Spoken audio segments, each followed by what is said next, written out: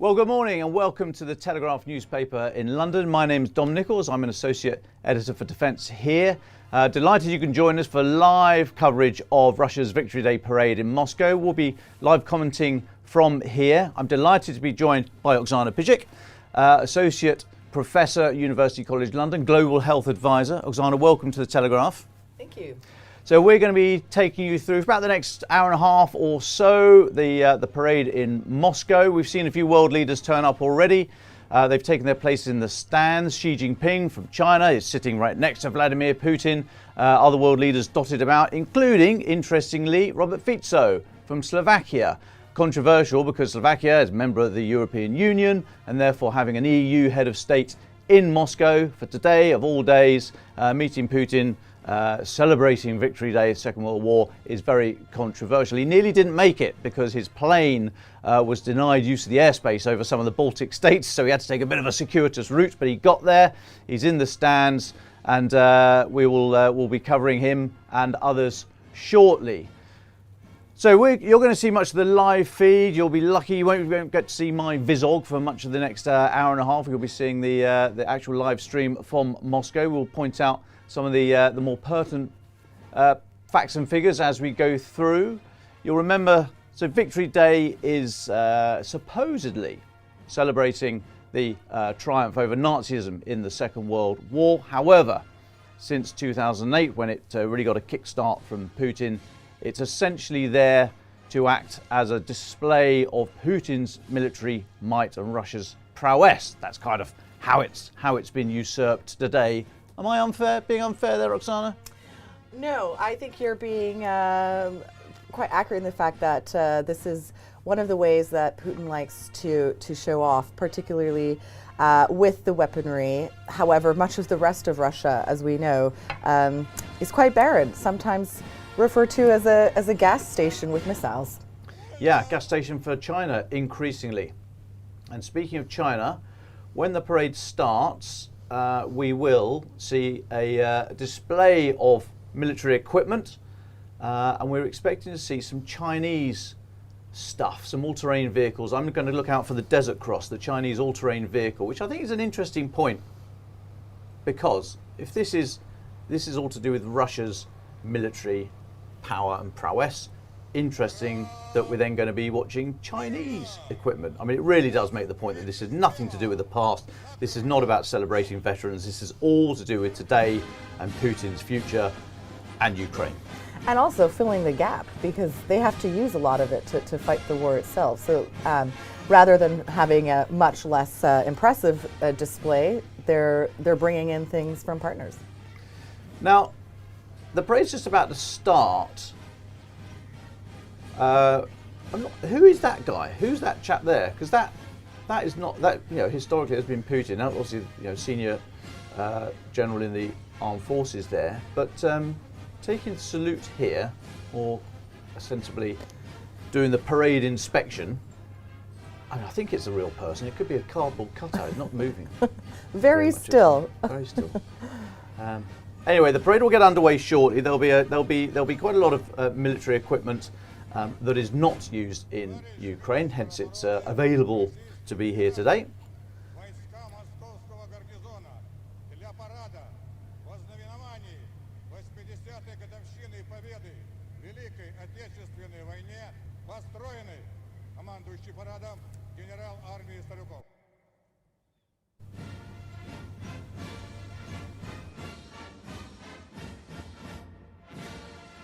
Went to Staff College. I've got my my Bible of military kit from the IISS, the International Institute for Strategic Studies, Russia's military modernisation assessment. I've tabbed it up, so I've got all the photos ready to go here. So when I misidentify a T-14 and actually call it a Kalizia self-propelled gun, you can blame nobody but me. But there's my book. Yes, it is properly tabbed up. I do actually do that kind of thing. I know that's a little bit sad and wonky, but there we go. That's what I do in my spare time. So we're about to get underway. There's Putin. Interestingly, he's normally surrounded by veterans. Now, of course, that generation are slowly turning to the right and moving off the world stage. So there's or as we expected to see, and as we saw here over the last 4 days in London for the VE Day 80 commemorations, there are far fewer veterans around this year than have been in recent years. That's a statement of the obvious. But I can only see one person who may be of that vintage near Putin, and I say maybe because what he normally does is surround himself with people who clearly were not, who did not fight in the Second World War, the Great Patriotic War, as Russia calls it. They might have been born then, but they certainly weren't fighting. So there are not that many veterans. Поздравляю вас с 80-й годовщиной победы в Великой Отечественной войне.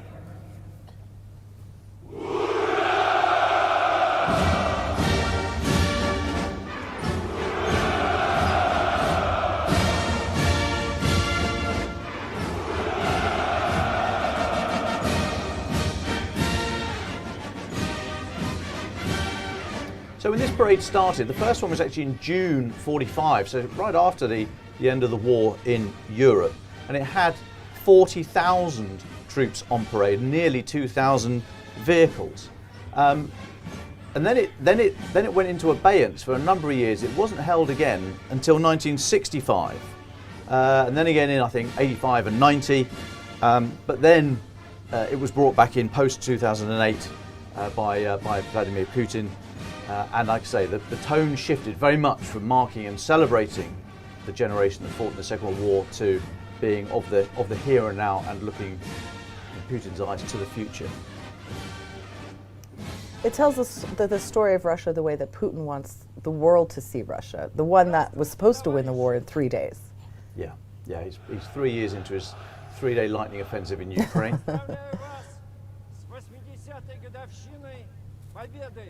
Великой Отечественной войне.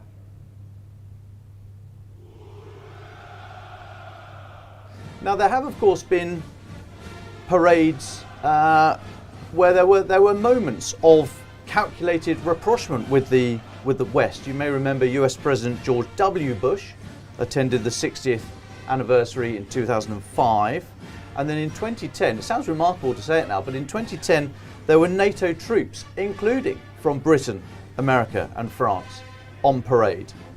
Now, such gestures of goodwill obviously long since vanished, but it just shows you how quickly the world has turned in the last 15 years at least, but certainly since the start of the full-scale invasion in February 2022.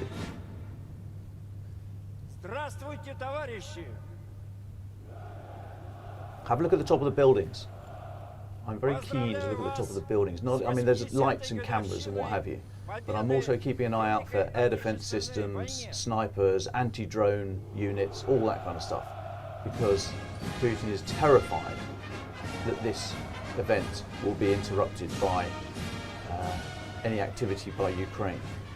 Now, this Russia's self-declared ceasefire is not holding. I mean, there's been a lot of activity along the front lines in Ukraine and in Russia, but there's not been the continuation of this week's drone strikes on Moscow airports and other regional airports that closed the airspace basically for 3 days around Moscow. So some people were wondering whether or not Putin was going to turn up at all or do this by video link. Of course, he was always going to turn up. That simply couldn't happen. A lot of speculation. I never really quite buy into it. The speculation that he's got body doubles all over the place, and would some other patsy turn up? And I don't really. Where do you stand on the body double thing? I mean, it's a popular, almost conspiracy theory, but I wouldn't put anything past Putin and his extreme paranoia. We saw that extremely famous long table, the way that he used to. Throughout the pandemic, but also it did represent his fear of assassination. So I think that threat is real. The body double thing, I think, is perhaps a stretch in this circumstance. I mean, you get these people online doing the sort of ear analysts. I don't know, what's that, open source? It must be earint. People saying, look, his left ear is slightly crinkled, and here's a photo from 2018. Yeah. So I don't buy into earint, but right, yeah. Поздравляю вас с 80-й годовщиной победы в Великой Отечественной войне.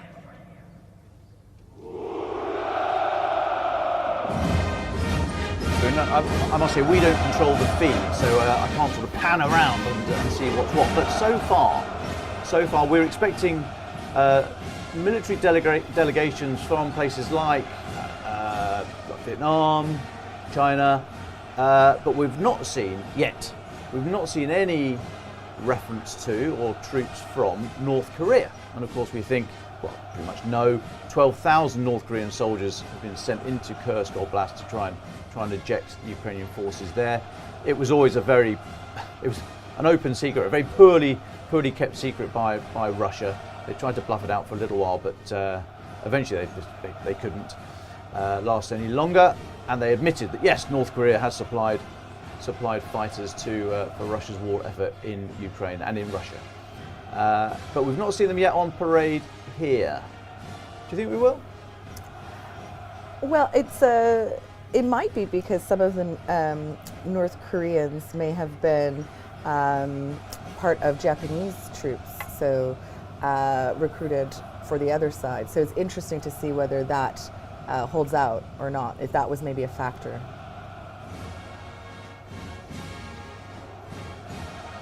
Now, if you want to get in touch, you can get in touch with me on Twitter, usual place, at Dom Nicholls on social media. I'll keep an eye on that. Do please give us a shout if you wish. Any interesting facts and figures or things that you might see. No, here we go. Главнокомандующий вооруженными силами Российской Федерации, войска Московского гарнизона к параду в ознаменовании 80-й годовщины Победы в Великой Отечественной войне готовы.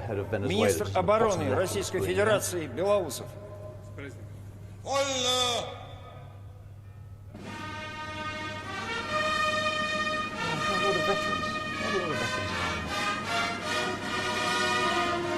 Such a contrast to the way that the UK is treated.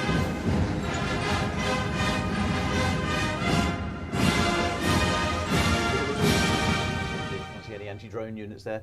Yeah, I mean we've had 4 days commemorations here. Oksana, how's your Russian? Дорогие граждане России, дорогие ветераны, My parents made a point to speak Ukrainian at home. I think we probably just товарищи always saying солдаты и матросы, everything's going brilliantly. сержанты и старшины, мичманы и прапорщики, товарищи офицеры, генералы и адмиралы. Поздравляю вас с 80-летием Победы в Великой Отечественной войне. Сегодня всех нас объединяют чувства радости и скорби. So Putin's now taken over the parade from Andrei Velusov, who was the defense minister. He was the chap driving around in the car, reviewing his troops. Которое сокрушило Body of нацизм. men, soon to be bodies of Ценой men. миллионов жизней завоевала свободу и мир для всего человечества. Мы верно храним память об этих исторических, триумфальных событиях. И как наследники победителей Velusov, the defense minister, who took over, of course, from Sergei Shoigu, who sort of fell out of favour, and he was promoted / shoved rather violently to the side to go off and do some pretty non-existent job about 18 months ago. деды и прадеды спасли Отечество и завещали нам защищать Родину, быть сплоченными, твердо отстаивать свои национальные интересы. Of course, one of the features of this parade that was noticeable by its absence the last couple of years is the Immortal Regiment March. That's when attendees proceed through Red Square here, holding portraits of their Second World War veteran relatives. So that whole thing was scrapped from 2023. And it was speculated that this was because of Putin's concerns, that actually people might want to hold up images and photographs of their relatives killed in Ukraine, and that would really expose the number of people killed and sort of bring the issue to very much into the public eye. Actually an issue and a number that Moscow has always suppressed with the public. Get to see it there. It comes towards the end, doesn't it? After the vehicles go through. Then I think it's the Immortal Regiment March then. So we will see whether or not they bring that back. Что творят поборники этих агрессивных, разрушительных идей. Правда и справедливость на нашей стороне. Вся страна, общество, народ поддерживают участников специальной военной операции. Мы гордимся их смелостью и решительностью. The Orthodox Той Church. силой духа, Yeah, that's которая всегда приносила what нам was his name? только победу. the head of the Russian Orthodox Church. Kirill, Yes, Советский yeah. Союз принял на себя самые свирепые, But it's also Hatred. part of the reason Ukraine has now changed their calendar away to have an active separation from the Russian Orthodox Church. Ooh. Now. Определили There's Nicolas исход Maduro, всей Venezuela. Второй мировой войны. Безоговорочными победами в крупнейших So if you've just joined us, welcome to the Telegraph newsroom in London. We're providing live commentary on Russia's Victory Day parade that's happening right now in Moscow. The Defence Minister has trundled up and down. There's Alexander Vucic, leader of Serbia. Defence Minister's done a few laps of Red Square, a few donuts, waving hello to all the troops and what have you. And now he's handed over to Putin, who's welcoming some very interested, by the look of it, very interested people to the parade. We're about to get underway. Доблестью тех, кто под огнем врага эвакуировал заводы, кто трудился в тылу, не жалея себя, на пределе сил. Планы нацистов по захвату Советского Союза разбились о поистине железное единство страны. Героизм народа был массовым. Все республики несли общую, тяжелую ношу войны. Огромным был вклад No sign of Robert Fico yet. I wonder if they're specifically. So if you're, forgive me, Oksana, you are for a moment Vladimir Putin. Okay. Okay. Do you want the TV? Do you want Robert Fico close to Putin, and do you want the TV cameras on him, or to sort of rub the EU's nose in it, or actually, we know he's gone. That's enough of a diplomatic snub. Do they actually not want to make his position any harder? I don't know. What do you think? Where would you put him? I think Putin enjoys the snub. I think, first of all, he needs to be center stage and he needs to be on the podium and taller than everyone else. So I think to feed that, he wants the camera mostly on himself, and the troops. However, for his allies, I think he's brought together the BRICS, and so, we also have some of the European minorities that have arrived. So I think he would want him close by, actually. That's the eternal flame. Never been extinguished since 1945. That's actually just around the back of the Kremlin. So we are looking at so that's the eternal flame on the far side of the Kremlin, the walls of the Kremlin, the far side from where the parade is actually happening. That is the Kremlin, obviously the fortress in the background.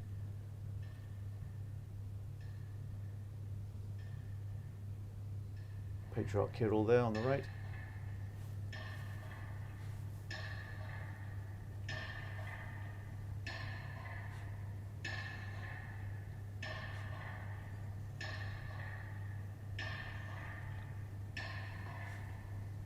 AK-74 variant, those, I think.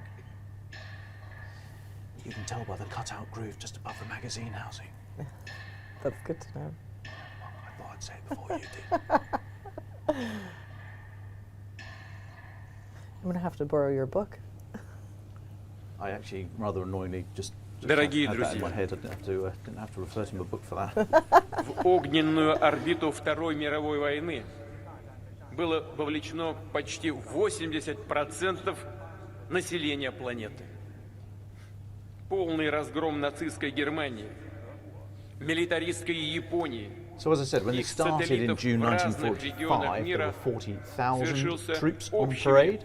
Last couple of years, we've only seen about 9,000. Мы See всегда how many, будем помнить, take что an открытие estimate later Второго on фронта how в many we see Европе today. после And of course, it's normally, решающих the square is на normally территории flooded with Советского tanks, Союза. but they ain't got a Currently huge amount left. Высоко ценим We are вклад undoubted, well, we will certainly see the боевых T-34. The солдат T-34, союзнической which армии. was a kind of Russian, wasn't the equivalent of the Sherman, but it was in conceptual terms, it was, as in it was easy to produce. They produced it in their multiple thousands, and it was the workhorse of the Soviet armies, the Soviet army in the Second World War.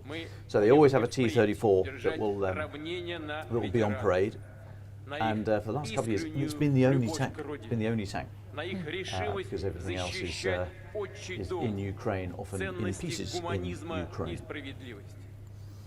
We'll probably also see, we might also see a T-14 Armata. Now the T-14 has never come into service. It's the sort of brand new, flashy thing, but it's a show pony. It's only rolled out for parades. It doesn't actually work. That's why it's not gone into mass production. But it looks good because it's a concept vehicle, effectively. We'll probably see that, and they'll make great hay of it. But it doesn't, it's fantasy fleets. It doesn't actually exist. But it might double the number of tanks on parade. That's the point I'm making. All about the image. It's all about the image. Well, Russia has a strong propaganda machine, and this is one of the central focuses of its narrative, how it sees itself, how it wants to boost Russia's own self-perception, particularly now as the life of ordinary civilians, costs are rising. Feeling as though being Russian means that they are superior to other Slavs. This is part of that story.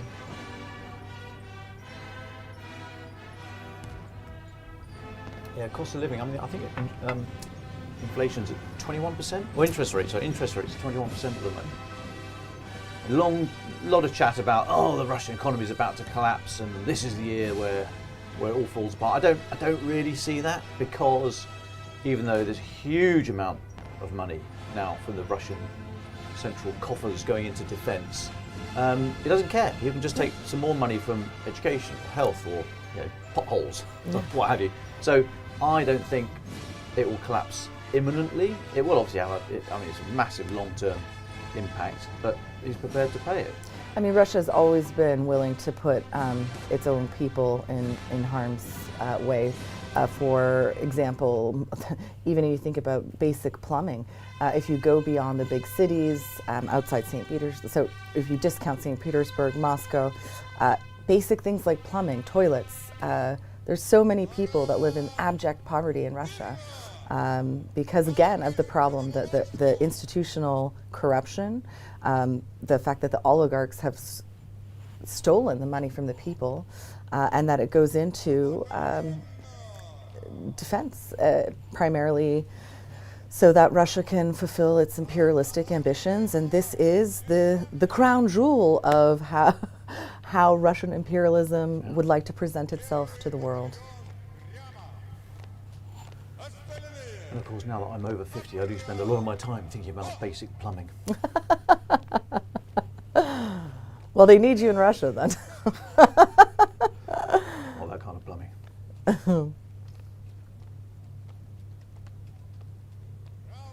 You ever been to Red Square? I have not. I have. And what was your impression when you were there? I've been there twice. Yeah. I was there in 1986 on a school trip when Gorbachev had just come into power. And then I went there with Ben Wallace, the former Defence Secretary, 10 days before the start of the full-scale invasion. Oh, wow. On his last-ditch attempt to try and stop them. Yeah. And I was speaking to him afterwards. I said, you knew it was a kind of fool's errand. You weren't going to get anywhere, almost certainly not going to get anywhere. Why did you go and just offer them the gift of humiliating you? And he said, well, I had to try. Yeah. He knew they were, and he said he sat down. We, the journalists, were ejected from the room at this point, but he sat down opposite Sergei Shoigu, who was Defence Secretary then, and Valery Gerasimov, who was the head of the armed forces and still is the head of Russia's armed forces. And he said he eyeballed them, and he said, he outlined them. He said how many divisions they had lined up, where their likely attack plans were going to go, and he said, "Sure, you." Gerasimov just looked at him and said, "No. We have no plans to invade."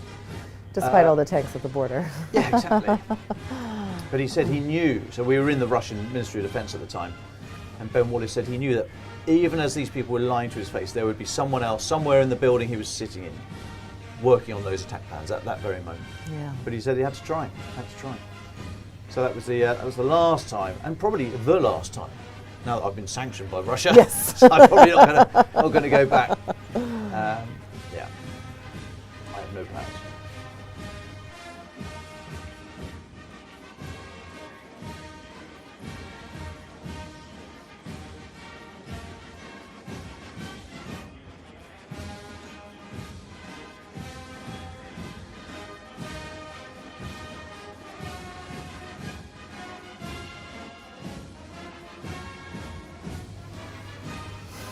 So that speech that Putin just gave, as expected, he was linking the action in Ukraine today to the Second World War, really sort of drumming it home, repeating that narrative, linking the two. He was talking about the martial valor then and now, really trying to cement it in the public consciousness that that what's happening in Ukraine is a direct link to the past. This ridiculous denazification, demilitarizing, all that nonsense. That's probably an actual question. Yeah, there's Lenin, Vladimir Ilyich. A lot of Lenin statues being knocked down in Ukraine, all over. All Soviet relics trying to be replaced, and Putin's trying to spin how the enemy in World War II, Germany and their allies, and now their fight in Ukraine, but actually 8 million Ukrainians lost their lives in World War II, and Russia's strategy in this war and in World War II is to actually put through the meat grinder the ethnic minorities. So we have seen Russian tactics currently with recruiting from the stands and putting North Korean troops kind of in the most, without much training, into the most dangerous positions. And if we go back to World War II, similarly, all the former Baltic states that made up the USSR, they would be put ahead of Russian soldiers to be the ones that had the highest mortality rates because they were in the most dangerous positions. And so this rewriting of history is very typical of Putin. And you mentioned earlier about how the intelligence community had predicted that the full-scale invasion would occur. But it became very clear that this would happen through his very long-form essay about what the state of Ukraine means and that it should always belong to Russia. So his intentions have never been unclear. It has been the unwillingness and the inconvenience of it for the West. Yeah, I mean, all the clues were there. Just it's the analysis that was flawed by many people.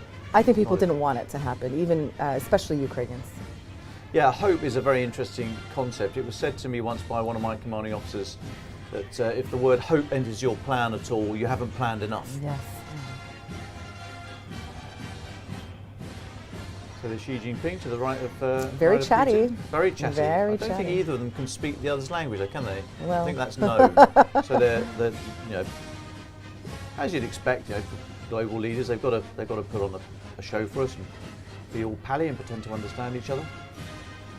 So we saw Lenin's image there on some of the standards being marched through Red Square. Of course, his mausoleum is right next to where they've erected the stage, where the leaders are, the senior leaders and guests. So right next to that image there, can't quite tell if it's to the left or right.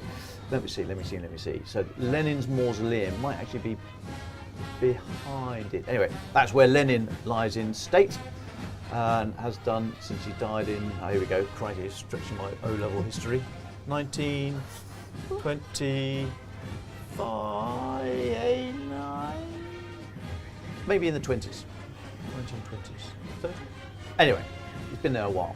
And, fun fact, the Soviet company that built Lenin's mausoleum also built an identical mausoleum in Vietnam for Ho Chi Minh in Hanoi. Have you been there? No. I have. You're winning this game, Dom. I've seen Lenin lying in his grandeur in his mausoleum in Moscow, and I've seen Ho in his mausoleum in Hanoi. Yeah, well, my parents having fled communism, I have not visited the communist grave sites, but that is very interesting. So I must ask, because people have asked me, and I don't really know the answer. Oh, right, okay. So you have a sort of a North American accent, Yes. if I may. Yes. So when you talk about your parents fleeing communism, are you able to give a little bit of the Sure. interesting backstory for season 2? Well, I am actually born in Canada, so it was my parents who had to flee what was the former USSR in the 80s before independence in 91, and they were... Sorry to butt in. This is the delegation from Kazakhstan. That was Tokayev, the leader of Kazakhstan, that was just standing there to take the salute. Apologies. No problem. They spent a year in Austria before then. They were given the options of going to South Africa or Canada, and my mother put her foot down at the time and said, enough with political instability. We're going to go to Canada instead of South Africa, but I could have had a much cooler accent. Great accent. So, global health advocate. Yes. Well, we were on our panel together just the other night. So Wednesday of this week, I moderated a panel. We did an event for Ukrainian Action, a charity that helps. Well, they started off with humanitarian supply. They still do humanitarian supplies into Ukraine. They're now sort of branched out into running rehabilitation programs as well for wounded Ukrainian veterans. And we had a panel here in London on Wednesday night. It was a really interesting, very sobering event. But I put the question to you, Oksana. I said, we, humanity, have been fighting wars for millennia, so we have been recovering from wars for millennia. So we must be pretty good at working out how to treat people and how to help people after the trauma of conflict, especially in the last few years when the awareness of and understanding of and programs to help people suffering with mental health issues has really come to the fore. So we must be good at it by now, aren't we? Over to you. And you just looked at me with a sort of withering look and said, no, that's not the case. Is that not the case? Well, of course, war is as old as humanity itself, but the understanding of mental health, how to treat veterans, widespread understanding of the support that's needed that was something that is becoming more common now, but certainly was not standardized. Even now, here we're watching this particular celebration. Sorry to butt in. I think that's a delegation from Vietnam. Yeah, well, there's this strong Asian support as well as Global South, all present here, which reminds us there's quite a lot of the world that is standing with Russia. That is what this display is also about, not just military might, but who their friends are. Egypt here. So yeah, so it's not going to be an easy ride for Ukraine to recover from this war, and it will take decades. On all sorts of levels. So in the practical side of just rebuilding the nation from everything that's been destroyed, the extent that there's also, particularly in the East, the amount of how much it's been mined as well. So the demining eventually will be also very complex, but the generational trauma, the children who have been educated in bomb shelters, and the healthcare system that we talked about on Wednesday as well. So many of their health experts have left the country, and there's been a real brain drain because of the danger to families and to people living there. Now, some have gone back and returned, but it means that the cost to Ukraine has been at really every level. Now, is this the DPRK, Democratic People's Republic of Korea, known to you and me, North Korea? So I had the opportunity to attend a conference in the Maldives, of all places, a couple of years ago. And I had made the fatal error of mistaking the North Korean delegate for the South Korean delegate, and was chatting. Just a small one then. Chatting away. to him quite extensively, and he looked actually quite perplexed. And for the rest of the conference, I feel like I was being tailed by the rest of I probably put him in it. They thought that he might have. It is an easy mistake to make. I remember a few years ago at the World Table Tennis Championships. Oh, Dom, what do you not do? Well, no. So this wasn't me. This was actually my cousin. So the World right. Table Tennis Championships. The team from Taiwan Yeah. won the competition, but on the giving out the medals, they played the Chinese national anthem, and of course it went down particularly badly. And my cousin was working for the Sun at the time, and got the back page, the sports page splash, when this almighty row kicked off about the Chinese national anthem being played at the World Table Tennis Championships. She got the headline, "Ping pong, sing song, ding dong," which you have to take your hat off to the Sun for that. Have we got a defense? God. Oksana's collapsed. Whew, right, okay. So a little sidetracked now, but Anyway, moving on, if I may. Thank you to Evelyn for dropping me a note on Twitter. She says, Dom, isn't it strange for Russians to hear Ukraine being talked about as the enemy on a day like this? Many Russians must have grown up with Ukrainians being on their side in the fight against the Nazis, and now we have to do a 180 degree. Is it strange, or having had years of intense propaganda pushed by the state? Oh dear, his hat's come off. Is it strange? Is it strange for Russians to think to hear Ukraine talked about as the enemy now, or is that accepted? Do you think by is that narrative? Is that ground in? Is that just the way it is now? Thanks, Evelyn. There has, of course, been the history of Russians having Ukrainian family and relatives, etc., but it has never really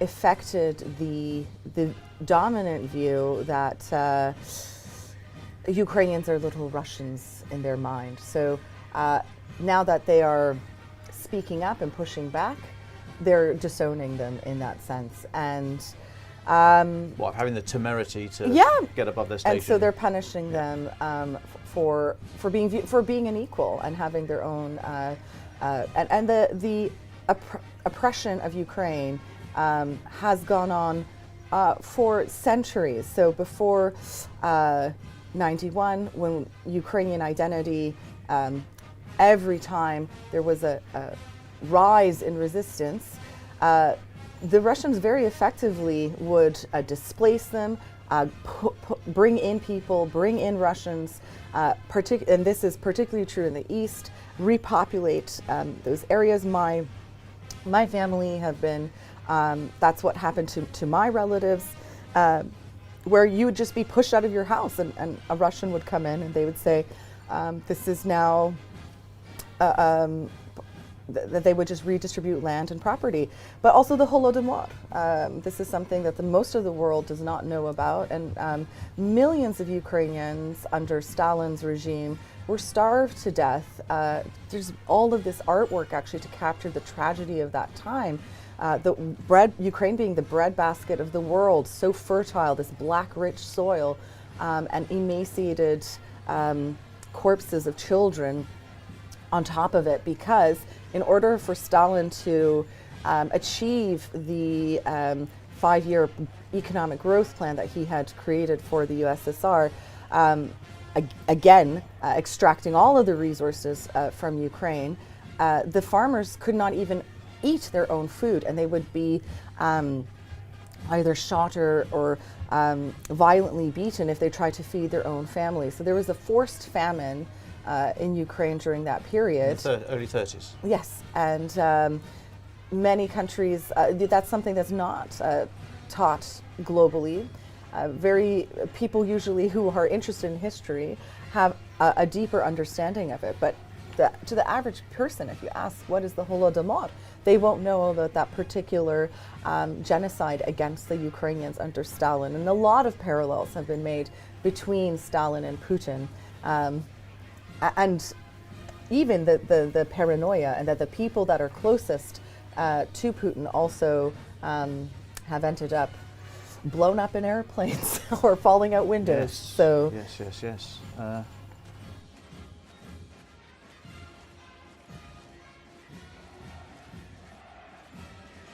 we off now?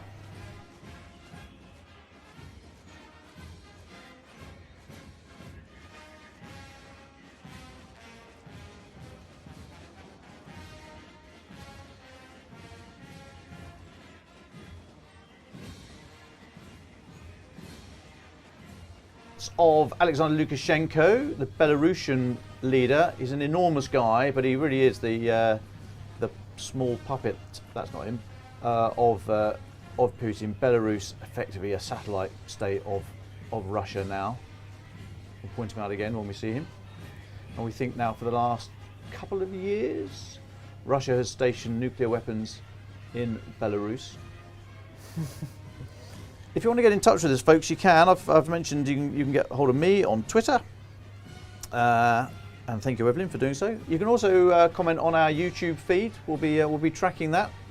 And yeah, all the other places, all the other usual ways of getting hold of us. But yeah, YouTube and Twitter, easiest way for now. are the female troops.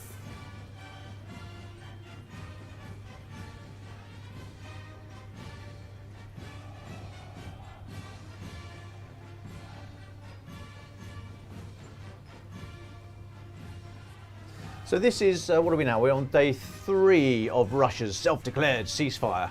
I mean, Ukraine never signed up to the ceasefire. Of course, Russia's saying that they violated it. Well, hang on, they didn't sign up to it. But anyway, forget that for one moment. This is day 3 of 4, this 4-day ceasefire.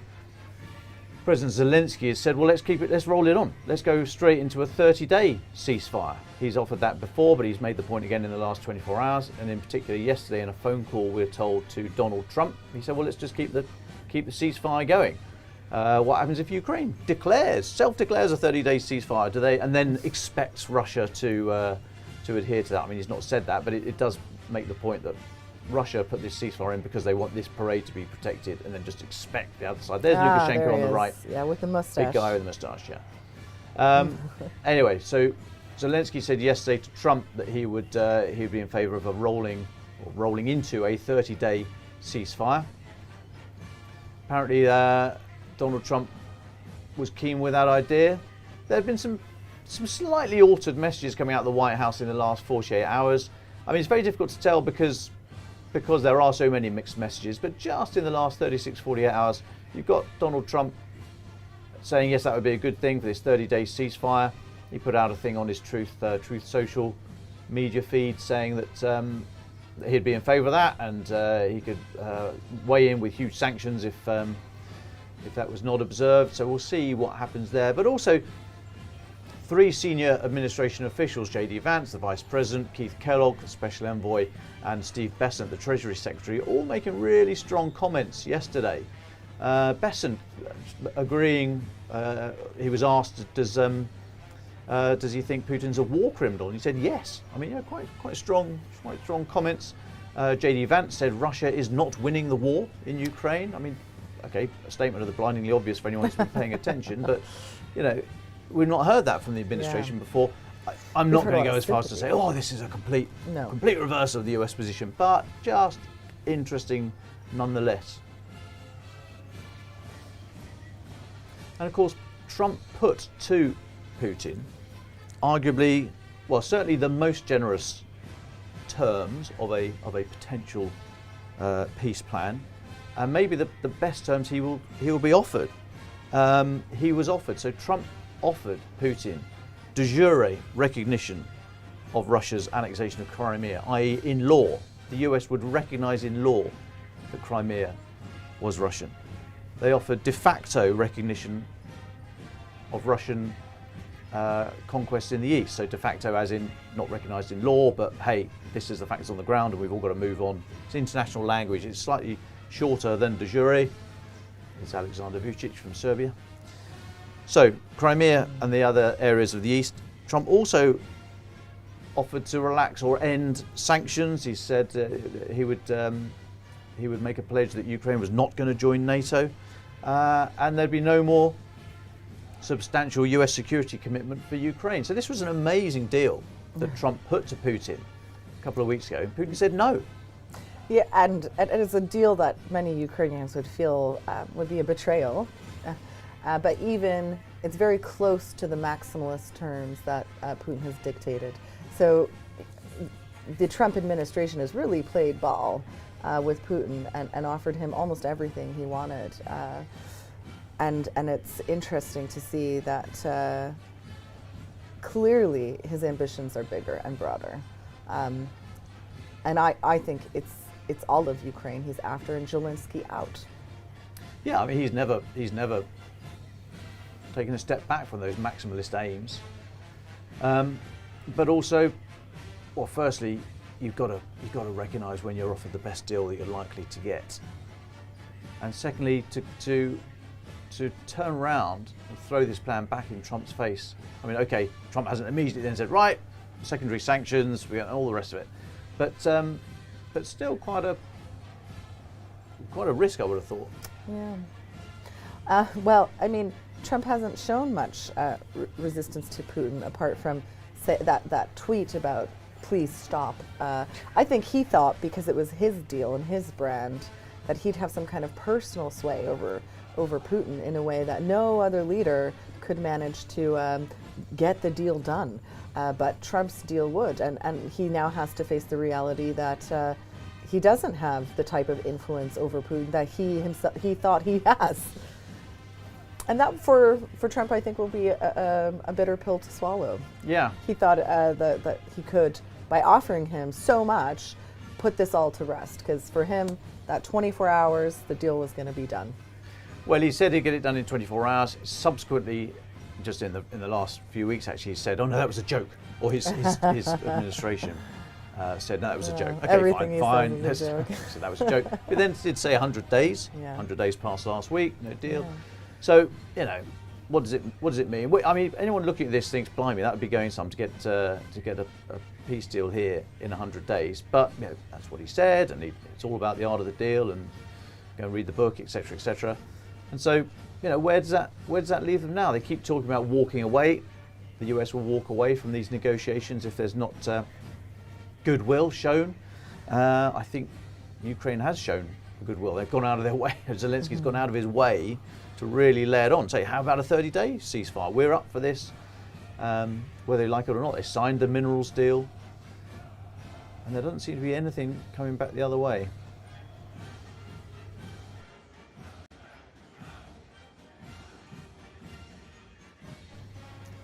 Well, morning, folks. Thank you for joining us today. We're here at the Telegraph's newspaper in London. We've got a live feed from Moscow of Russia's Victory Day parade. So far, we think, well, over 20. We think maybe 29. That's Alexander Vučić, leader of Serbia. We think about 29 foreign leaders are there. Xi Jinping is sat just to the right-hand side. Vladimir Putin. There's been a lot of other senior leaders. We know he's there, but we have not seen Robert Fico of Slovakia. Obviously controversial because Slovakia is an EU state. However, thank you for joining us. I'm delighted to be joined by Oksana Pyzik, Associate Professor at UCL and Global Health Advisor. We've been trying to pull out some of the interesting facts and figures and what we're seeing, what we're not seeing. Trying to do a bit of Kremlinology. Oh, now I love the rooftops. I'm looking on the rooftops for anti-drone snipers or anything that's there in a kind of air defence capacity. I've not seen anything yet. Well, we've seen a lot of TV cameras, and undoubtedly there's bits and pieces in there. But we do know that most of Western Russia has the mobile internet signal currently switched off, a security measure. That's been so for the last couple of days, on and off for the last couple of days, as rehearsals have taken place. People have complained they've not been able to get money out of their accounts, not been able to shop, that kind of thing. There we go. So that's a translator, clearly, in between Putin and Xi Jinping. So that shot earlier on of them very chummily sharing a couple of whispers And smiling. And smiling was just for show. Anyway, delighted to have you with us. You can reach us on all the usual channels, but the best ones right now, you grab me on Twitter. You can get the Telegraph on Twitter, and somebody will let me know. But I'm on Twitter. You can have a look on. You can comment on the YouTube feed. We'll read all of those, and I welcome your thoughts, because I'm no expert here. I've got my big book of tanks, but the actual minutiae I need your help with. So Oksana, so far so normal-ish. I think there are. I don't remember this number of military delegations from other countries last year or the year before. So yes, there's a lot of troops on parade, but by no means has it all been Russia. They've not all been Russian. That's part of the message, that they have support outside of the West, that there is the coalition of the unwilling. Yeah. I mean, I bet those troops there from Kazakhstan that we saw and Vietnam, I wonder if they're thinking, Ooh, that's I very. hope I'm not I hope I'm not here for good. This is the capes are interesting with this. I'm looking at the fashion now. Well, it's dictator chic. It's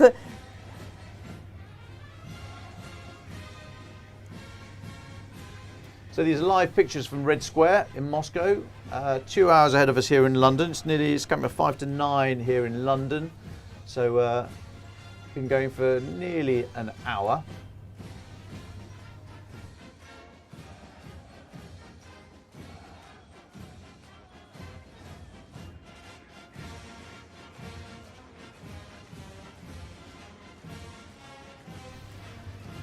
So there's a few of the usual suspects we need to keep an eye out for.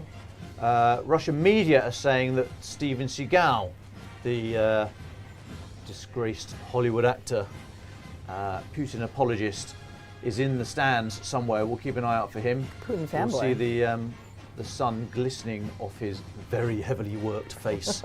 I think. Yeah, I mean he's publicly gone on record to support Russia and Russia's annexation of Crimea in 2014, and he's not. I don't think we'll be seeing much more of him in Hollywood. We saw him earlier on actually as the camera was panning around. Dmitry Medvedev, who is, he was when Putin was Prime Minister in his first couple of terms. Medvedev was the Prime Minister, and then because of the constitution, Medvedev was made, or Putin had to stand down as president. Medvedev became president, Putin was his prime minister, although we know where all the power really lay. Then the constitution was changed, funny old thing, and Putin came back as president. Since then, Medvedev has been the head of the National Security Council, I think, but certainly been a very outspoken member of the Russian security architecture. Often, it is rumoured, alleged. Oh, here comes the vehicles. Clearly he tweets having had, shall we say, a nice long lunch. That's what I'm going to say. with vodka. Yeah. Okay, so here we go. So here come the vehicles. They'll be mostly new, I'm expecting, mostly wheeled, and there'll be sort of variants of 4x4s and what have you, all painted green. That's the T-34. What are the cartoons on there? Yeah, Am I don't seeing know. that right? Well, the insignia, I doubt they call them cartoons, but... No, it almost. I need to get my eyes checked maybe. Because So it that was the looked like tank that that, movie. the Battle of Kursk, one of the biggest tank battle in history in the Second World War. The T-34 was mass produced. It was crude and unsophisticated. The perfect thing to mass produce in a war. Reliable, small gun. Now they've obviously gone to town here because they've got quite a few of them. There's normally just one to make the point about the fallen, but they've got, what's that, 1, 2, 3, 6, 9-ish. There we go. They've really pushed the boat out here after the criticism in the last few years about there being no tanks. Do you want to hear a joke about Russia's 2023 Victory Day parade? No tanks. The dad jokes are getting stronger. So there's a lot of Tiger 4x4 vehicles, increasingly being used, well, increasingly being used up in Ukraine. We see Ukraine, Russia in Ukraine now using everything from gold. There's there Steven he Seagal. is. There he is, looking happy, thinking I gave up Hollywood for this. Tiger vehicles. We also saw a few. So that's a BTR 80. You can tell by the horizontal exhaust, pipe, obviously. BTR Brone transporter, a people carrier, effectively. I hope there's no quiz at the end of this. There is. But see, look closer. What is that insignia then? Yeah, I mean they do look strange. I don't know. Would they be affiliated to unit designations to certain old units? Maybe we'll get someone on the YouTube. Yeah, please let us know. So there's BTR 80. Crikey, it's moving pretty fast. I'm trying to call these out as I see them. I think that answers who ate all the pies.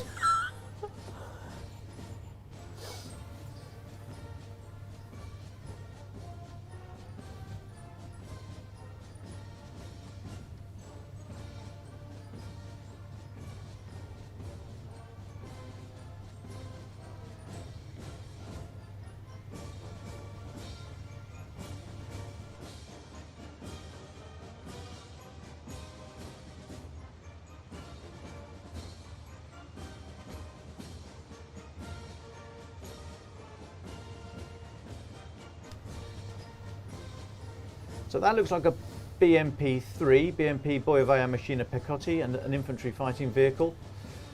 Mitchell asks, what are the chances, what are the risks of Putin being assassinated today by some of his own troops? Well, I think I have heard an anecdote. Now, that doesn't necessarily mean it's true because it's not been confirmed, but I heard that there was huge effort put into making sure that that nobody on parade had any live ammunition, and in fact I'm not sure all the weapons are actually in full functioning order. So I think it would be extremely unlikely. I think the security detail around him would be very, very solid for that very reason.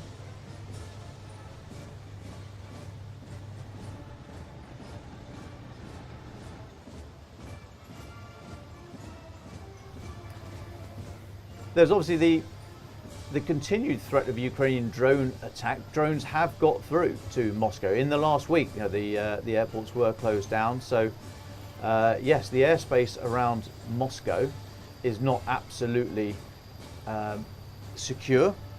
Some tanks at last. Let's have a look. T-80, I think. Looking for the infrared lights. The boxes on the front, the big shoe boxes. That's actually explosive reactive armour. So basically, imagine a small box with two metal plates and a lump of explosive in between.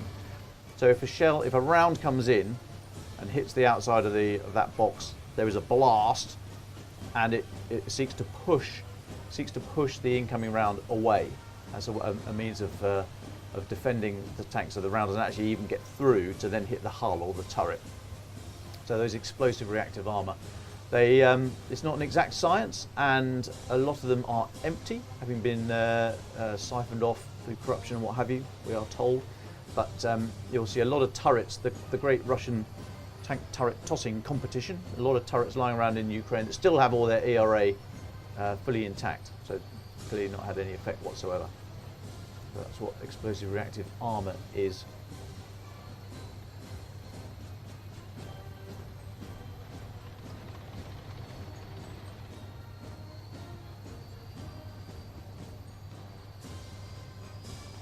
So they've really gone to town here, because this is many more tanks than they've had in the last couple of years. Obviously, the humiliation of a couple of years ago not having any tanks, they've absolutely clearly made it a priority for the last year to build up another BTR. Look at the exhaust pipe, BTR. Come on, Oksana.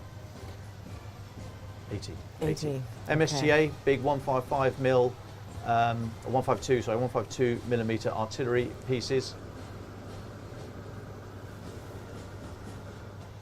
Well, and also Xi is here, so he needs to put on the show. Yeah, roll out yes. the red carpet. Yeah, there's influence going on many levels here. we're not the only ones being subjected to Russian propaganda. President Xi is getting it by the spoonful. Yeah, so MSG, big artillery piece. That's the view over St Basil's Cathedral, looking down into Red Square. So some car. Now I think is that the North Korean? God, it's moving around so fast. I thought it might have been the big howitzer, North Korea. Maybe not.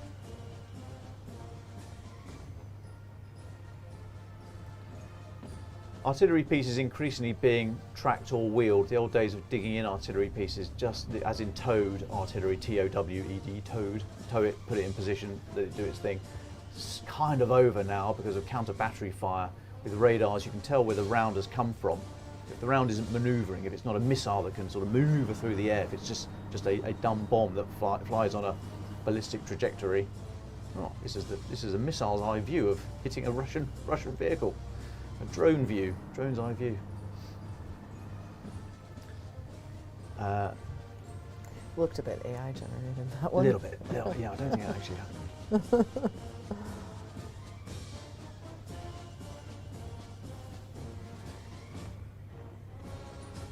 Yeah, if you don't move your artillery, then it can be susceptible to those kind of things. Drones, very, very quickly. It's thought today that you need to bring your artillery piece into action and out in 3 minutes, I've heard, but no more than 6 minutes, because counter battery fire can detect you and we'll put some munitions back onto your position.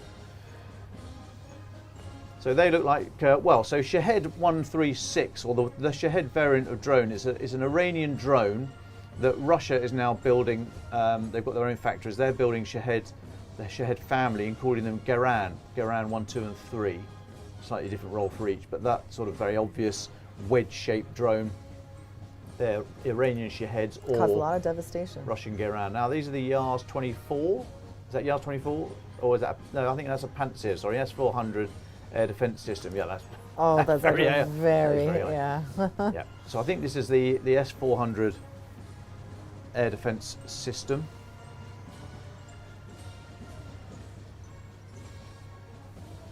Let me just check my big book of tanks. This one looks heavy duty, Dom. What, the book or the? No, this. Oh, right. Well, I've got to get it. That's the Yars 24. That's a nuclear missile. So I've got to find. That looks like an important one. Here we go. Hang on. I know, but it's. Oh, here we go. So, the S400 Triumph and Pantsir. So the S400 is the kind of radar, and then the Pantsir. That was the Pantsir at the back of the air defense system. S400, known as the SA-21 Growler in NATO terminology.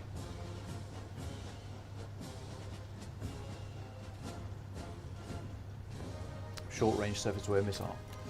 Okay, what have we got here?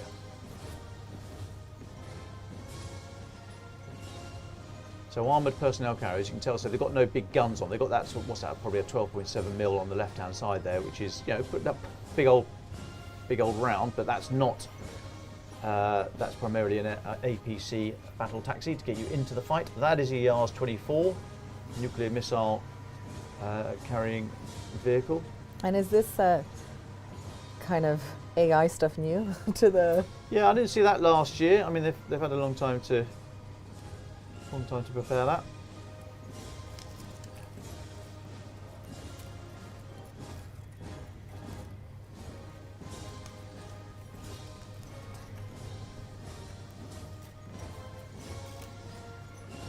Yeah, that's a big old beast.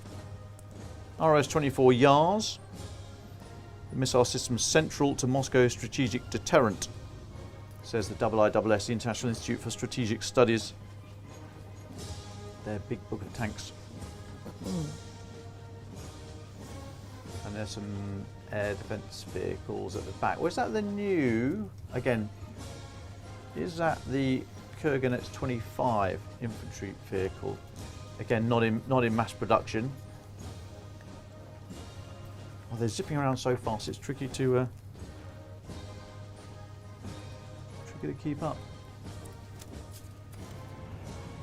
Some planes. Yeah, that's very AI. You wouldn't get anywhere near that. Almost makes you wonder. if what we're watching is the same thing that they're watching on the ground too. Very possibly.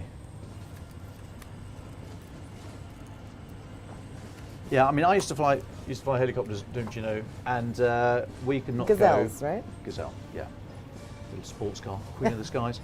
And you wouldn't go anywhere near. So this, I mean, clearly all AI as we thought, but this is not a view from an aircraft. Is that a Frogfoot? I think that might be a Frogfoot there. Su-25 Frogfoot ground attack aircraft. But the amount of wake turbulence behind a fast-moving jet like that, it just totally.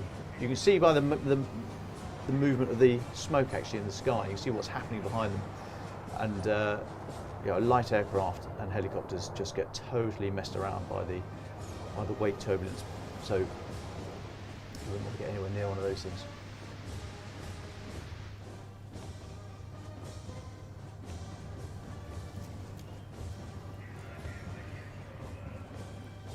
St Basil Cathedral there. Now that traditionally, I think that they fly past, that's sort of drawing to an end now. Su-25 Frogfoot, one of the most numerous aircraft types deployed by Russia in Syria. ISSC. No longer, thankfully. We saw so many different troops from many different countries, all across wide representation from Asia, but global South as well. And it reminds us that there's still we shouldn't give up on those countries in terms of, it is possible to break up alliances, but instead of abandoning them to the hands of Russia, there's more work for diplomats to be done on that front, so that hopefully next year you won't have Slovakia and Serbia especially present. I'm in terms of the Serbian population, is your sense that they back their president? Yeah, I think, well, so we've had a number of people, so did you say Slovakia or Serbia? Oh, Serbia, but both really. Yeah, so I don't know so much from Serbia. I don't get the impression, it's winding up now, here we go. I don't get the impression he's hugely popular. Certainly Fico, we've had a number of people email us on the podcast, ukrainepod@telegraph.co.uk. Oh, here we go, look at this goodwill gesture. Look at this goodwill gesture. Is he going to drape it? Oh no, he's going to give it to an aide. Thought he was going to put his coat over the shoulders of that gentleman. He just gave it to his aide. Right. A number of people say that Fico is not popular at all in Slovakia. Let's see what happens to his popularity numbers after this.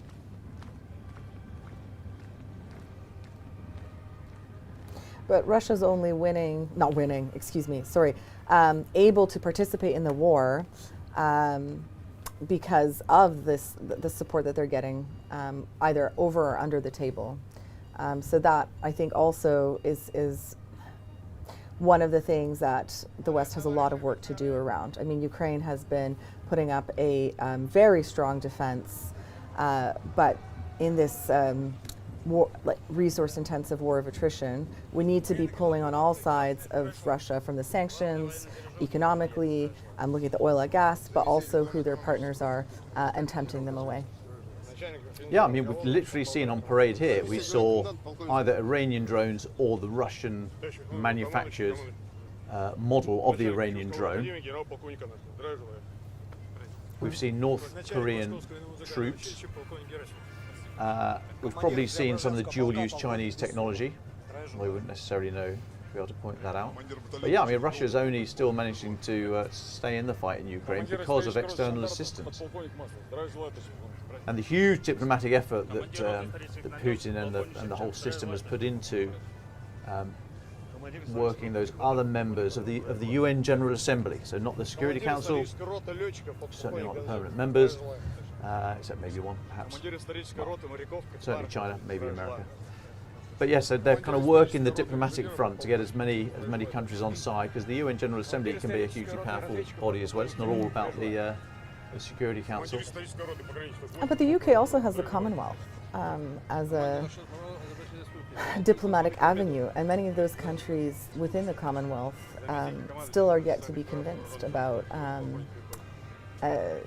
Russia being the invading Ukraine, and that Ukraine deserves assistance. So I think that maybe that has also been an underused apparatus within the UK suite of soft options. Well, it could well be. Now, I got in trouble here. So last Friday, it was for Bank Holiday Monday, we did a special filmed Q&A session for the podcast, Ukraine, the latest podcast. Adley was putting readers and listeners' questions to us, and then Francis and I were answering them. It's on. You'll find it online. We did it. It came out on Monday. We were asked about the Commonwealth and soft power, and I was a little bit sniffy, I have to say. It wasn't my proudest moment, but I said I thought that in terms of soft power, Eurovision was a stronger tool than the Commonwealth.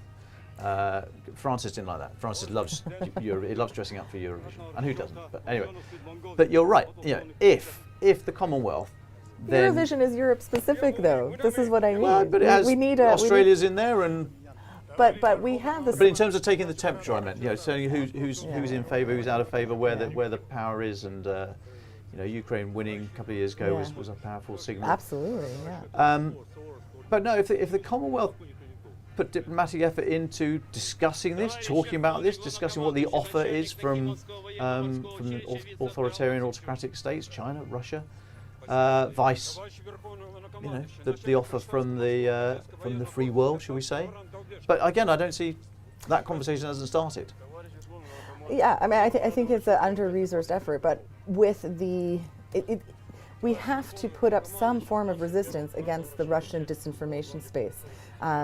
And they are so effective in terms of the social media and having their news outlets really dominating spaces within the global south. And this is why I'm looking at you know, what routes do we already have that are in place, that exist, that we could potentially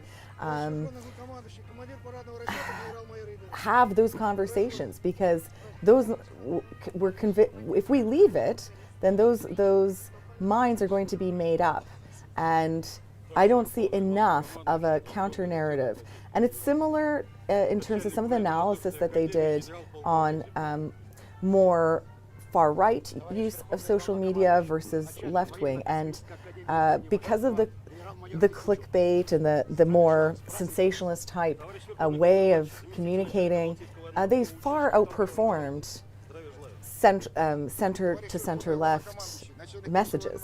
You know, it really seems to be difficult within the online information space for the counter narratives, and I don't think there's been enough thought put into how to communicate that.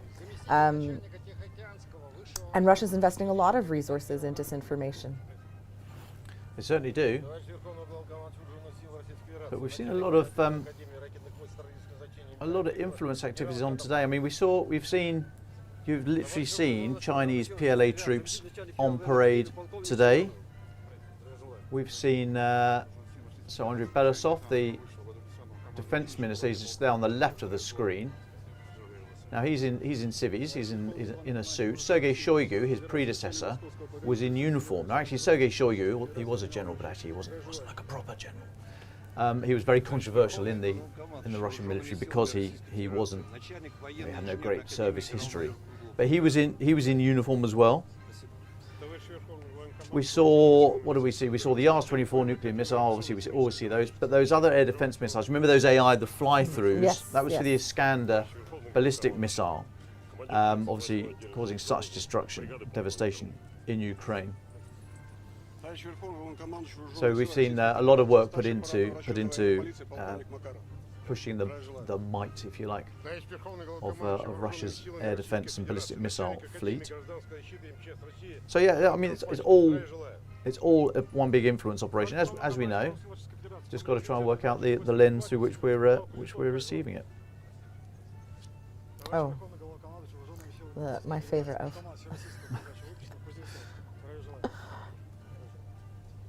Наш Верховный Главнокомандующий Вооруженными силами Российской Федерации, атаман Кубанского казачьего войска Власов. Здравия желаю. С праздником. Товарищ Верховный Главнокомандующий войсками Российской Федерации, атаман Терского войска. So I think what happens now is Putin's going to come along the line here, then he's going to greet veterans.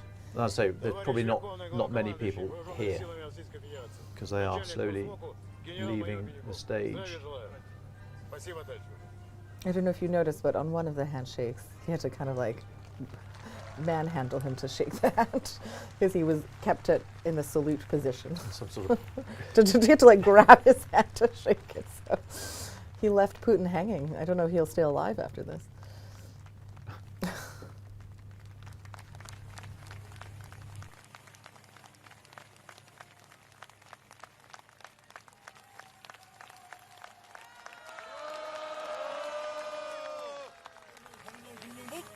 So this is on the, trying to work out my Moscow geography. I think this is the east wall of the Kremlin. What will now happen is Putin he might walk actually, it's not that far. On the west side, or certainly the opposite side from where we're looking now, that's where the tomb of the immortal warrior is, that flame that we saw earlier on, and that gun salute that we saw. There's going to be Putin's going to Wreath there at the immortal warrior. And what they always do, this is not some great prediction by Dom, because this is just what happens all the time. The wreath is put down, and then Putin will step forward and adjust something. He'll adjust a little bit of it because it's not been done to the exact requirements that is demanded of the day and the occasion. So he will do that. There'll be a wreath laying ceremony, and then he's going to host a formal function inside for all the world leaders.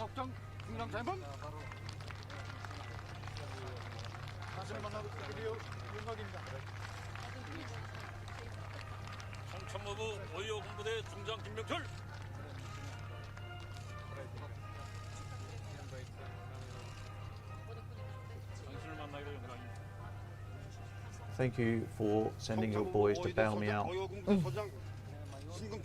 because I still haven't kicked out all those Ukrainians from Russian territory. Ukraine invaded Russia in the Kursk Oblast August the 6th last year. They were going to be out, Putin said, in a month, then by Christmas.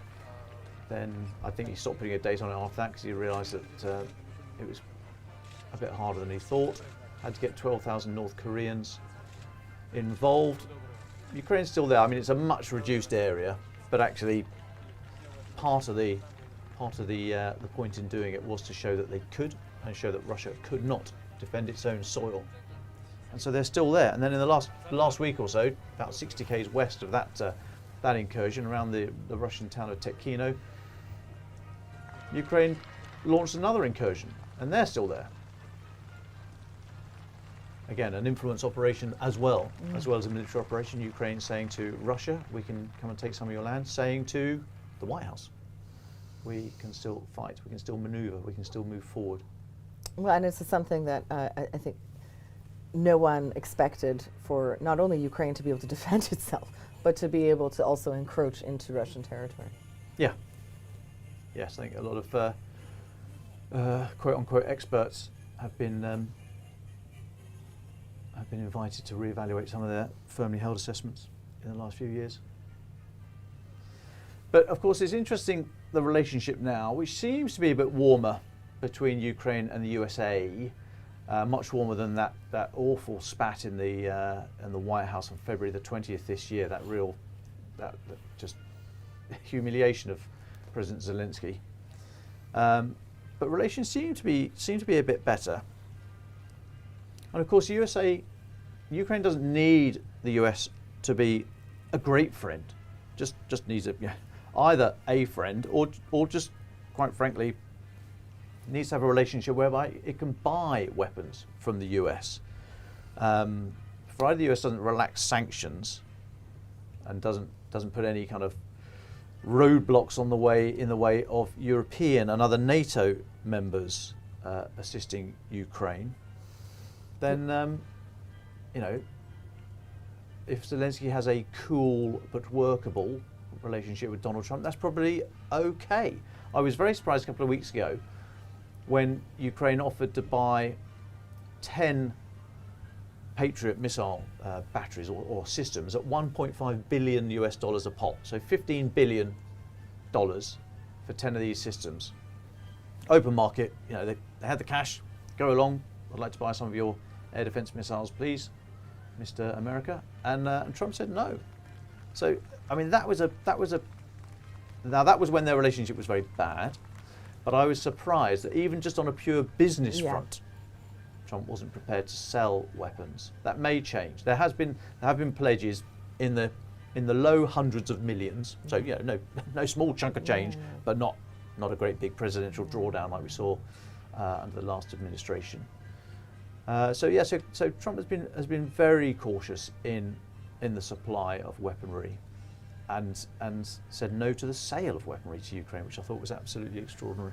Well, let's hope that turns around, because it's going to be critical for Ukraine alongside intelligence. So he having reinstated that was critical for Ukraine to stay in the fight. Yeah, I mean, we've seen, so the lines virtually aren't moving. There is a bit of movement. Whenever I say virtually no movement on the podcast, I get trolls saying, there's no movement. They moved 250 meters outside. Okay, fine. There is occasional slight movement in the front lines, but essentially nothing's happened for the last 2 years. There is some sources of mine tell me, contacts rather, is a better phrase. Contacts tell me that the distance now between the front lines varies by topography, but it can be up to about 35 kilometers where nothing can move without being seen by a drone and hit by a drone. So surprise has gone from the battlefield. Yeah. Surprise being one of the 10 principles of war, according to the British Army. I invite you to list the other 9. Don't worry. Just for all listeners, I am not in the army, nor have ever been in the army. 10 principles of war. Okay, as you asked. Selection and maintenance of the aim. Okay. Maintenance of morale. Critical. Offensive spirit. Surprise. Security.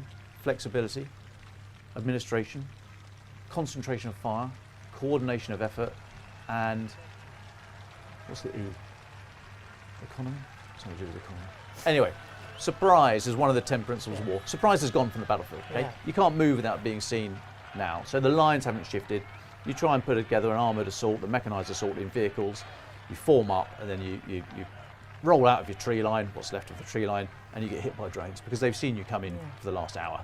So surprise has gone from the battlefield. There's no movement on the battlefield. But what Russia has been doing for the last 18 months is hitting Ukrainian towns and cities with ballistic missiles, drones, and other munitions from the air. What do you need to stop that? You need air defence. And actually, for the big ballistic missiles, you need something up like the Patriot. And that's why Russia is putting so much effort into attacking by the air to get Ukraine to use up their air defence missiles. That is why they are continuing to, because it's pretty much all they can do. They know it causes an absolute outrage. When Sumy was hit a couple of weeks ago, 25 people killed. Now we see this with all too terrible regularity. That's what Russia can do. It's all Russia can do, really. And they know that Ukraine's air defence situation is difficult, and I think that's a generous term.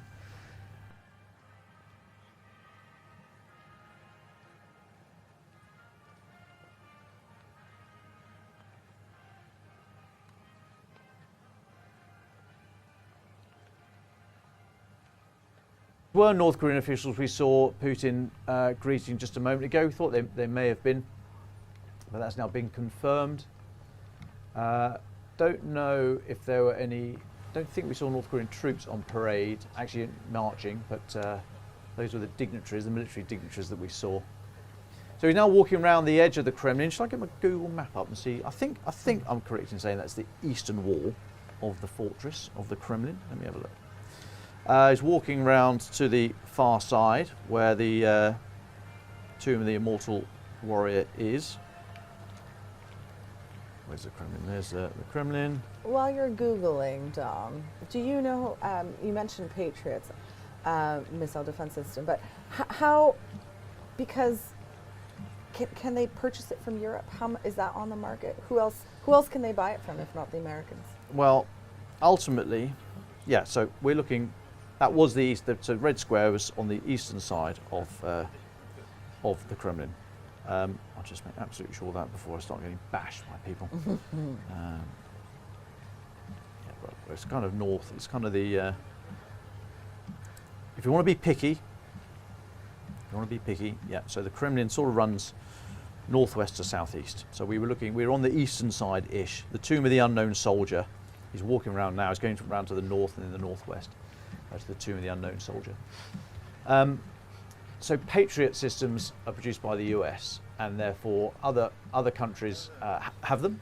But then with the way that arms are traded on the international market, even between very close allies, there are certain stipulations. You can't just go and sell them anywhere because they're such sophisticated weapons, and there can be some restrictions on who's going to gift them, and they're blooming expensive. Yeah. So if you own a couple of them and they're $1.5 billion a pop, you know, it takes something to say, tell you what, Ukraine, you can have them both. It would be a wonderful gesture.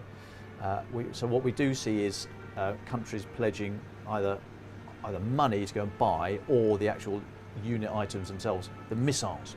So you've got the system, which obviously involves, sorry, there's no obvious about it, but a typical air defence system involves a command unit where the boffins can work out what they want to shoot at. You've got the radar, separate from the command unit, and then you've got the missile launchers themselves. And those three items are normally separated, physically separated, so that if there's an attack, an artillery strike or drone strike, you're not going to lose the whole thing all in one go.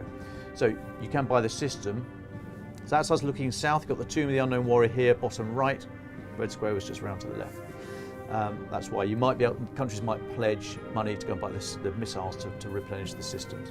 Other air defence systems are out there, and allies, partners, external supporters of Ukraine can pledge them and have pledged them, but Patriot is the daddy.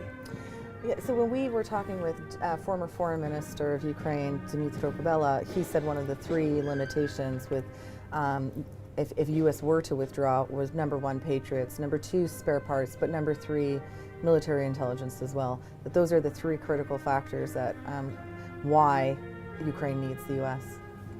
Yeah, I mean, intelligence support is. We saw how critical it was when there was that pause when Trump withdrew support some weeks ago. So here we are, the red roses. The national leaders all been given a bouquet to go, and they'll step forward shortly. They'll lay the bouquet at the Tomb of the Unknown Soldier. That's the flame there. It's been burning since 1945.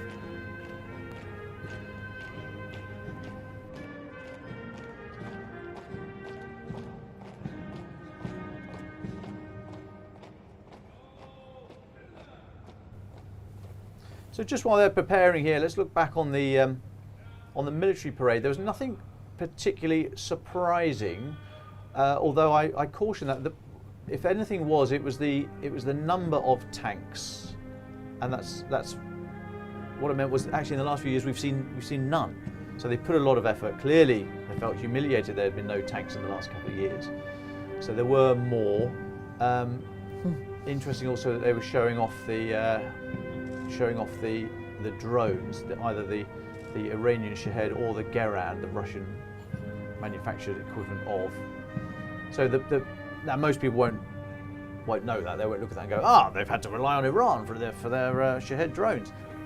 So they put them up there, and it's another bit of military hardware. But I think the messages behind these things.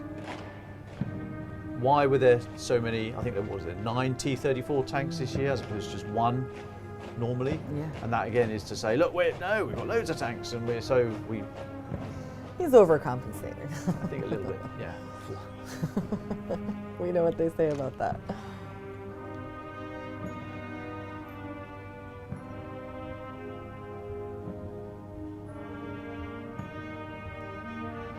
Xi Jinping is that the leader of Uzbekistan to his right.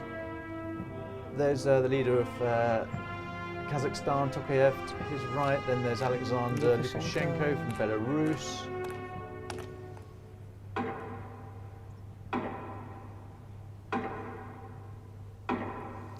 quite a lot of spectacle today.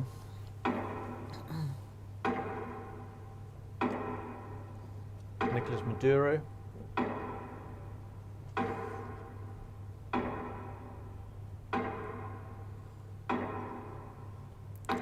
I've heard it said by some that this is the death parade because of the extent of the showcasing of the military weapons, and that it's other countries do it in a much more respectful tone for the people who actually fought in those wars and commemorating them.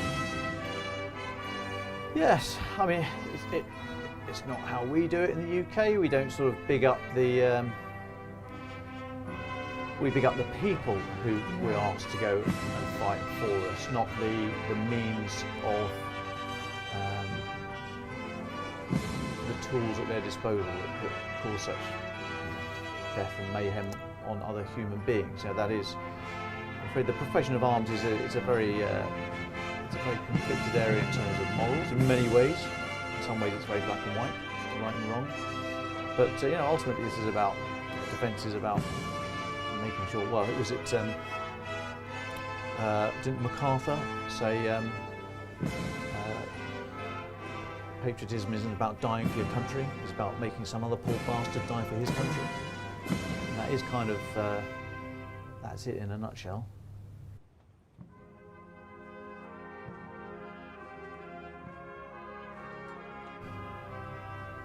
Now, I think the chap there behind Putin is the, what's his name, Trolle?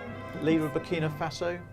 Anyway, just showing us how popular Russia is across the entire world. It's representatives from every continent. What are those funny little booths for? Look, left and right of the tomb of the unknown soldier. There's some little booth. Almost like one of those booths, if you need to suddenly make a mobile phone call but you don't want to interrupt the guy on the next desk, you go into, this is a bulletproof thing.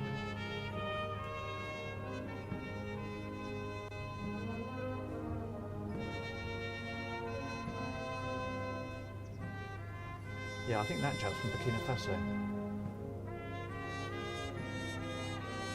So this really is the end of 2025 Victory Day Parade. I would expect, because we're not in control of the feed, folks. The Telegraph, we are not controlling this live feed. Oh, there he is, Robert Fico, just to the left of Alexander Vucic. They're together. Yeah. Now that side by side, that will not go down well in Brussels. Robert Fico laying flowers today. I mean, it's a shame actually, because this is a commemoration of people who fought against Nazism in the Second World War. So we should be looking at this and saying, I want this to be a success. I believe in the cause for which this event is being put on, and I celebrate the veterans who were there, who fought in our name 80 plus years ago.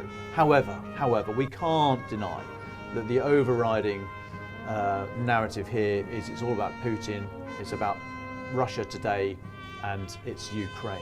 So, I think it is wrong. There's Robert Fico in the back there. Yeah. It's wrong of Robert Fico to turn up to this parade. Absolutely, without a doubt. And with the other commemorations going around the last few days here in the UK and across Europe, the theme has really been about the people behind the bombs and bullets, the theme of never again. And this is the exact opposite of the message that we're seeing here, which is today, again, now, and this is how strong we are. We don't have that immortal regiment. You don't actually have that human connection. It's all about might. Yeah. Yes, that was notable. We didn't have the Immortal Regiment, did we? We didn't have the march of the Immortal Regiment, i.e., people holding photographs of their relatives who fought. It would have gone on all day then, Dom. Well, it would have gone on all day, but they were worried that the suggestion was that they were worried that people carrying images of their relatives that have died in Ukraine, and Putin didn't want that.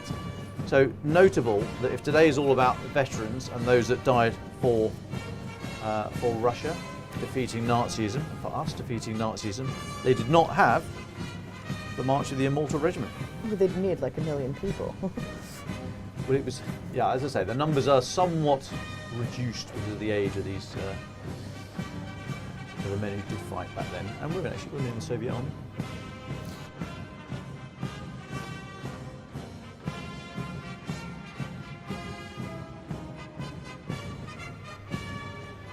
Well, thanks, folks.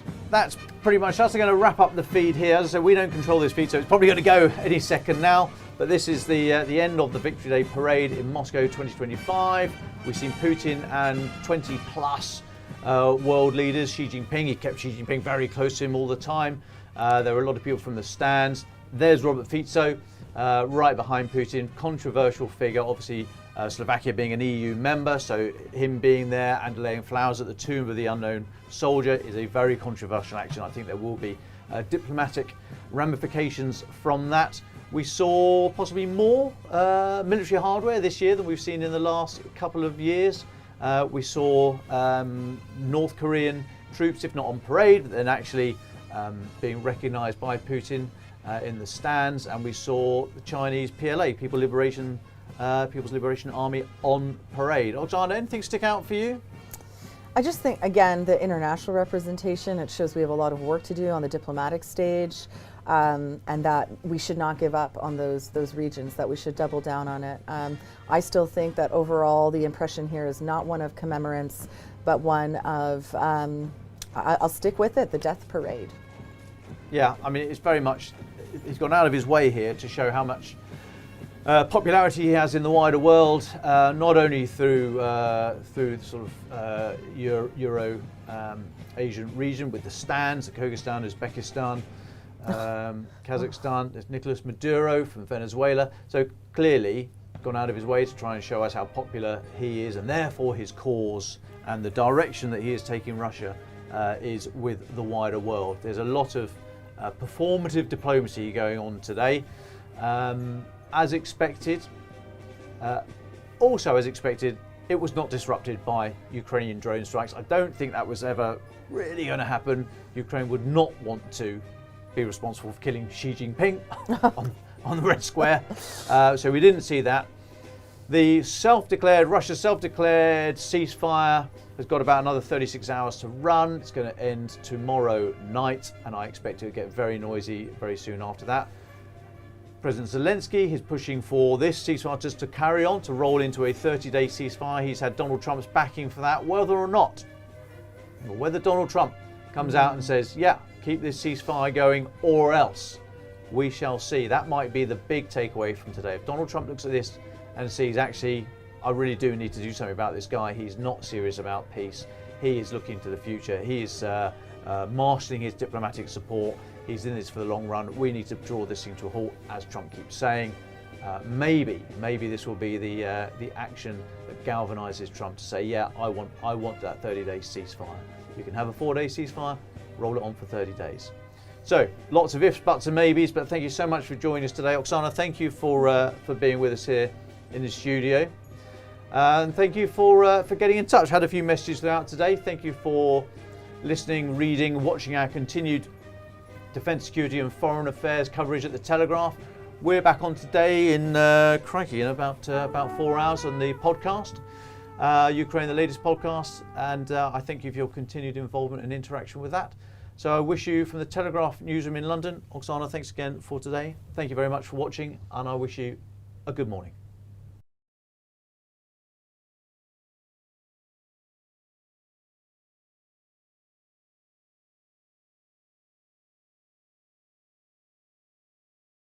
Oksana, you're